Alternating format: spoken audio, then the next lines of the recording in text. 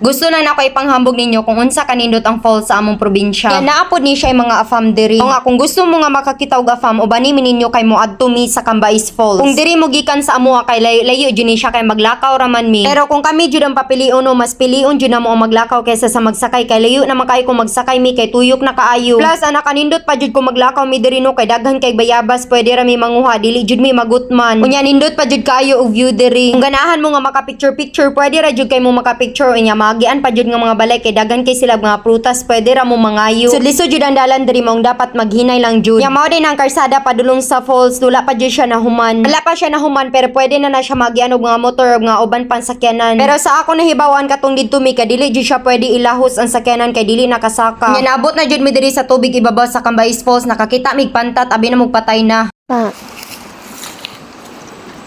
Hindi ko Lang sila. Ala, buhi! Bunali!